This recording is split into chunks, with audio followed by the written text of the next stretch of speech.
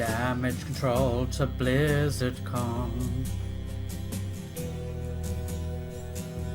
Damage control to BlizzardCon. Take your soy boy pills and put the Twitter on. Damage control to BlizzardCon. Commencing countdown, outrage on.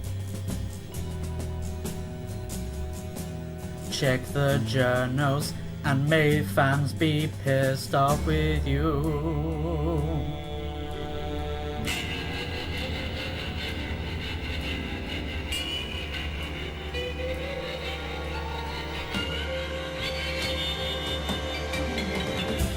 It's damage control to BlizzardCon. You've really made the choice, and the fans want to know who this game was made for. It's time to leave the stage if you dare. Says BlizzardCon to damage control. I'm wading through the news, and I'm seeing journals think in a peculiar way, and the articles look very different today. Here I'm sticking in a bin can above blue checks. Planet Earth is blue. There's something I can do. Vote with my wallet. Yeah, that's what I can do.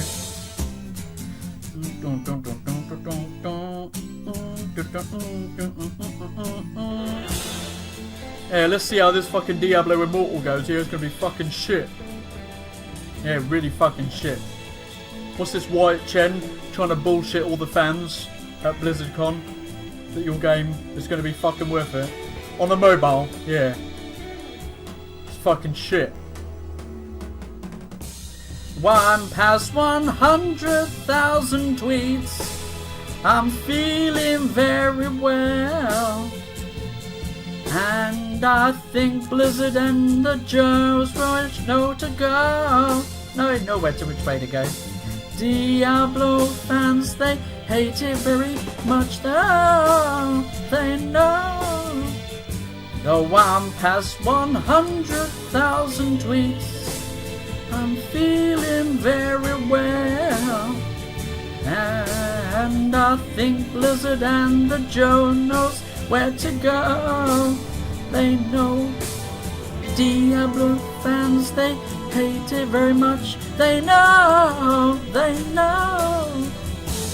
Damage control to BlizzardCon. Franchise dead. There's something wrong. Can you hear me, BlizzardCon? Can you hear me, BlizzardCon? Can you hear me, BlizzardCon?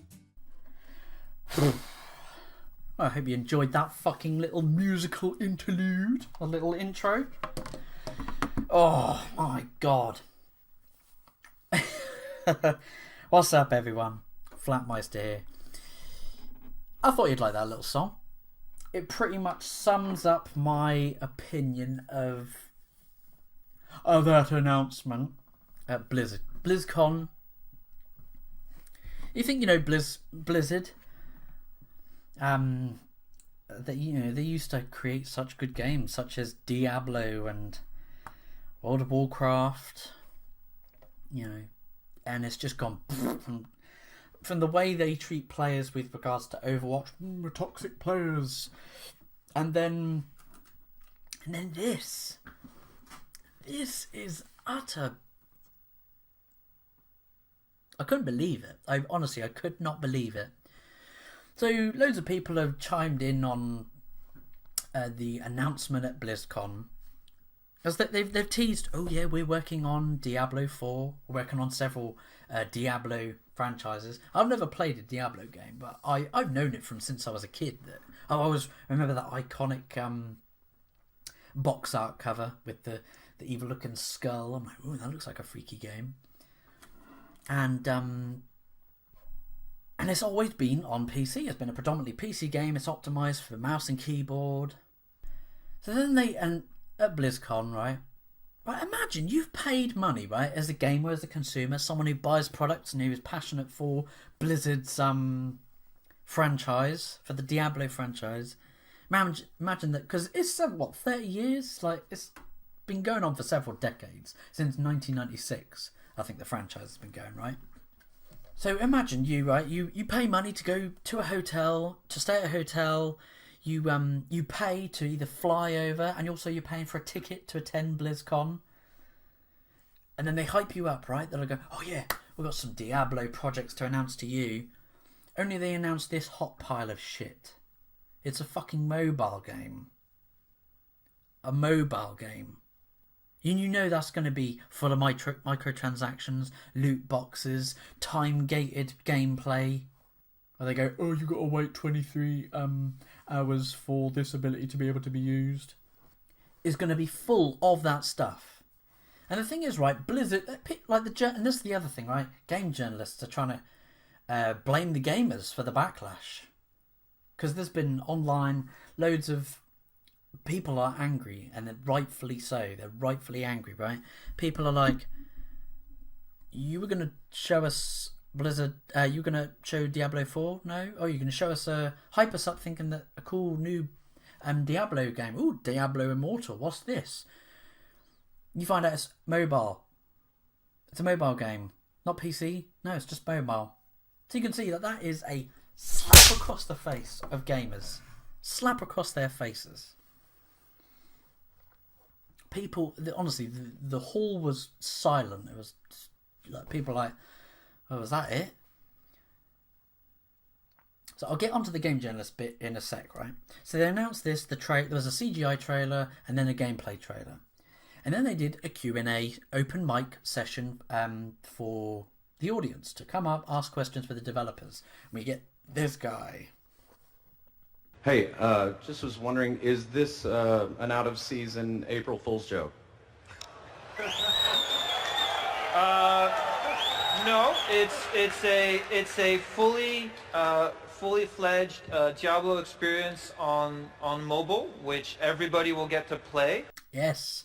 Is this an out of season? Like he says it, deadpan tone, right? You could see he was not happy. People laughed at the joke, like ha ha ha ha, and you could see Wyatt Cheng, the creative director or whoever, he's like, yes, we're tapping into a new market, new demographic. Lots of people play on mobiles, right? And then another guy comes up to the mic and he goes, and he asks this: is there any plans to make this playable on PC, or is this just strictly mobile forever? Are there any? The current plan is to be on mobile, both Android and iOS. We don't have any plans at the moment to do PC. Do you guys not have phones? Yeah, you guys all have phones. And he says, is this going to come for PC? Because we noticed in the trailer there seems to be mechanics and like upgraded gameplay mechanics that we've demanded from when we played, feedback that we provided from Diablo 3. We're like, oh, we've noticed it's in Eternal. Diablo Immortal, we've noticed it in the trailer. Those things have been added in there. Are we going to see that in a PC port? And then the guy went, no, this is going to be mobile only, Wyatt Cheng and the other developers that came onto the stage. They went, no, this is going to be iOS and Android only. No PC release is planned. And the boos from the audience. Boo! People were pissed off, right? And then the developers, what do they say to that? In response, they go, oh, what, don't you guys have phones? Of course, the internet has memed that as well. You've got like the guy going, I don't like anal. And the guys went, well, you've got an arse. you've got an arse. Like, I don't know. That's a funny meme I spotted. How can you not like anal if you've got an arse? Whoever made that meme was quite funny. You'd least expect this from someone who fence sits a lot. Boogie298 on his Twitter was going, people do not want to play on their fucking mobile phones, alright? You got a game that predominantly takes up the screen monitor on your phone, and it's a lot going on your screen. Why would you then, and they displayed, why would you want all of that mainly to be covered up with HUD and user interface? And then you've got your thumbs and fingers in the way to control what's going on. You can't see what's going on. You need a mouse and keyboard or controller to play that game, to play Diablo. Oh, and also, they're going to dumb down and not make the game challenging, because I've heard Diablo is a challenging game. They're going to dumb down the gameplay, well, they have to, for it to be able to be ported for a mobile version. We saw this how EA did this with Command and Conquer. And that flopped. People were pissed. They went, you're trying to sell us this microtransaction loot box filled BS. We're not going to play this bastardized version of Command and Conquer. And people are trying to compare, oh, well, Bethesda announced a mobile game. Yeah, they announced Fallout Shelter when they also announced Fallout 4. They announced Fallout 4 first, and they went, oh, guess what? We want to leave you with a little bit of a taste on the tip of your tongue, right? For the lead up to when Fallout 4 comes out. So we're releasing Fallout Shelter. It's a cool, don't you want to be an overseer of your own Fallout Shelter, your own vault? And you can send people out, well, they expanded the game since, and you can send people out on quests to salvage junk and weapons and stuff. And you can build your own vault and feed and water them, keep them and breed them and stuff like that. And that game is still being supported. And that's why that game worked, Fallout Shelter. And they went, oh yeah, and they also went with the hype. They went, oh yeah, and you can download this right now from your iOS. You can download it right now. And that's what got people hyped about Fallout 4, and what people liked and appreciated about Fallout Shelter was because that released. Yeah, Fallout Shelter released when they also announced Fallout 4. And that worked. This, people thought, oh, we're going to see a new Diablo game. Oh, it's a mobile game. So it's a slap in the face to gamers and people that have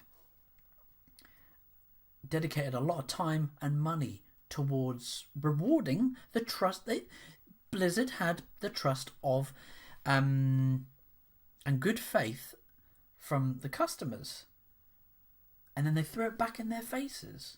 But now we have damage control. Damage control to BlizzardCon. Yeah, the game journalists come out on full force and accuse gamers of being toxic. Some people going so far as to have hot takes like, this is toxic masculinity, and even bringing, it's just Trump's fault apparently or something. But and I'm going to do a load of big shout outs to people on Twitter here. You should follow these people. We've got Master J Shay, who works for the Gaming Grounds. He's been on a live stream before. And he was saying, is this the hill that you want to die on, dude?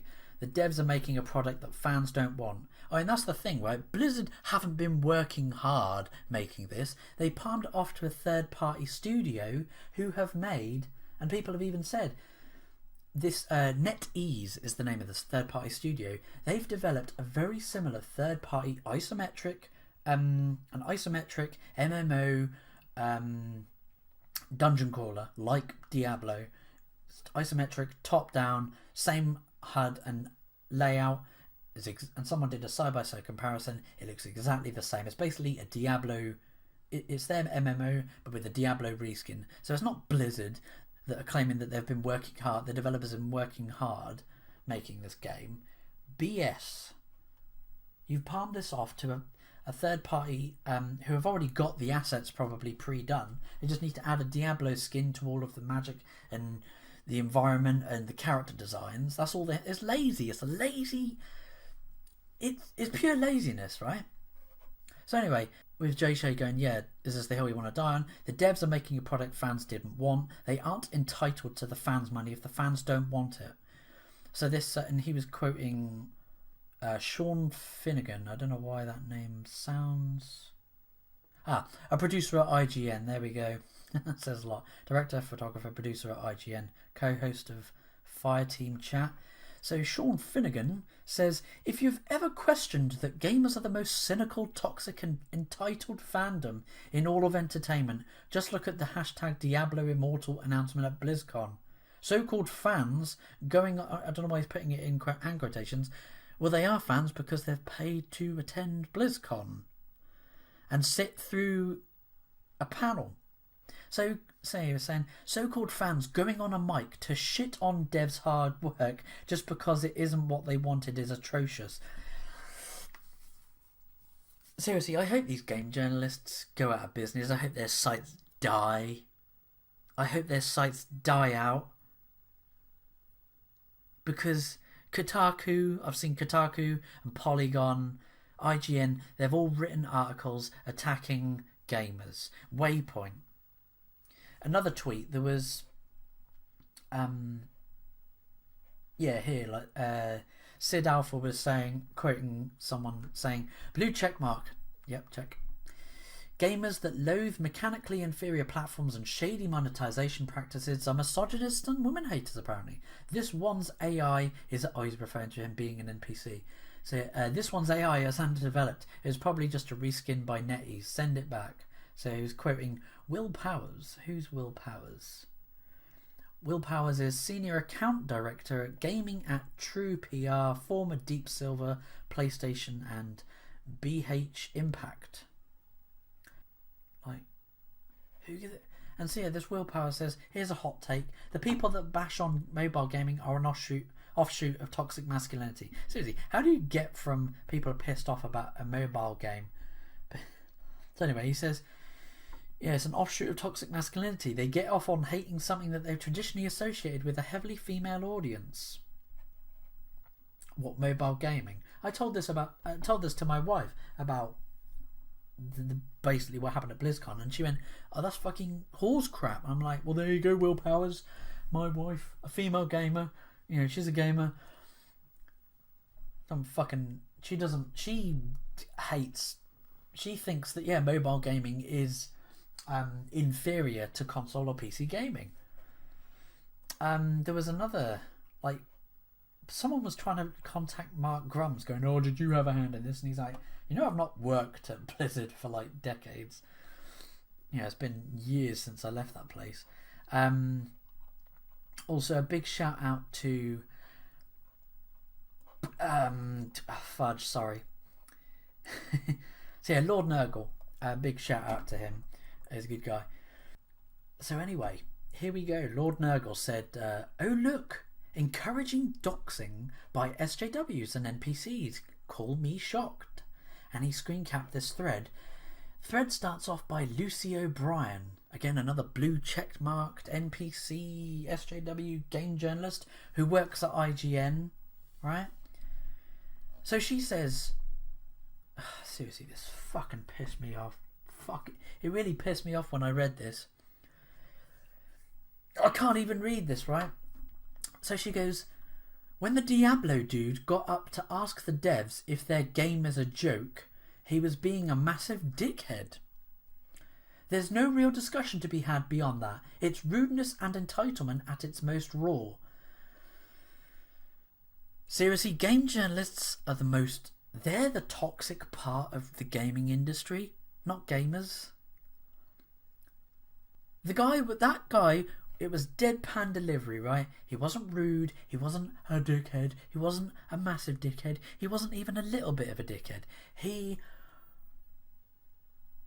Seriously, game journalists are supposed to be the ones that that ensure that game studios and production companies are transparent. This is what I mean by ethics in game journalism. In journalism, journalists should be ensuring that studios and companies are being transparent with their consumers. He goes, are you kidding me? Like, I've paid to come to BlizzCon and you're presenting me with this steaming pile of cow dung. How is that entitlement when this person that went up to the mic has rewarded Blizzard with his hard-earned cash, buying game after game after game? But here's what gets really worse, right? Is this, this is Bling 007. Bling-a-ling da dream, right? She goes, he or she, I don't give a shit, right? Responding to Lucy O'Brien going, I'm astonished he hasn't been named and made a public spectacle yet. You'll need to get Black Twitter on the job. They'll find him. Oh, so it's okay. A rule for thee, not for... Rule for me, not for thee with these SJWs. Metroid Mike 64 says he commented on Jason Schreier's post. So I'm not going to read the tag out of the... Well, I don't know if it is the person that asked the question at the Q&A session, right? Right, so the guy that went up to the mic, he said he was responding to a Jason Schreier tweet. He goes, I didn't cuss, I was politically correct, and I am genuinely curious. Why? No one who loves Blizzard and Diablo wants this. This should be cancelled just like Adventures of Thrall and StarCraft Ghost, which I'm assuming are mobile ports or mobile versions of established, like StarCraft, yeah, established game franchises, but it's a cheap mobile port. My goal is to get the game cancelled. It damages the brand I love. So Jason Schreier then responds to that, saying, man, there were so many ways you could have expressed your disappointment instead of going for a cheap laugh at the expense of veteran designers. You think Wyatt Cheng, who was the guy on the stage, was the one who decided to outsource a mobile Diablo game? Do you really have no empathy? Well, if they're veteran game developers, but they're not even developing the game when they're passing it off to NetEase. Like, seriously, screw you fucking bastards. So yeah, we've got them palming it off to another studio to actually make the game. Oh, and then it was found out, right, the like to dislike ratio, which at the time that I saw it, it was like about 12,000 likes, or probably even less than that actually. Yeah, it was like something like 12,000 likes to 266,000 dislikes. That was for both the, like on average, it was about that for the CGI announcement trailer and the gameplay trailer.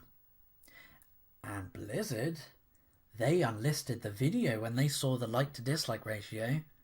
So they unlisted the video so it would reset, and then they re-uploaded the trailers again, knowing that would reset the like to dislike ratio. Sneaky, but they got caught out. And lo and behold, the like and dislike ratio caught up with them again. So you had the dislikes at about 260,000 dislikes again. This is disgusting and despicable. But I'm more pissed off at the game journalists. It's absolutely disgusting that you are shaming developers, that you're shaming gamers, consumers. It's disgusting. You had people like Mike Futter, I think, as well. Like it was in Sid Alpha's thread. He goes, oh yeah, yet another game journalist who completely failing to comprehend why PC and console gamers don't want to play a pay-to-win or pay-to-wait microtransaction-laden game on tiny-ass touchscreens instead of their preferred platforms that they spent hundreds of thousands of dollars on. And so then there's Mike Futter's tweet, which is, broke Diablo Immortal as a joke.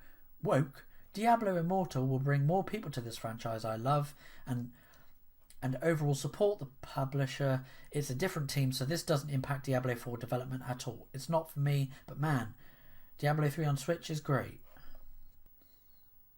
Someone's saying if that translates to shitty behaviour intended to bring others down, that's on you, bloody fucking blah. And Mike Futter, if you remember, right? People recognise, and I recognise the name straight away. Sid Alpha went, oh wait, that's the dipshit that got upset over his game journalist girlfriend, Amanda Forer. that got supposedly teabagged, the teabagging incident, #teabaggate, right?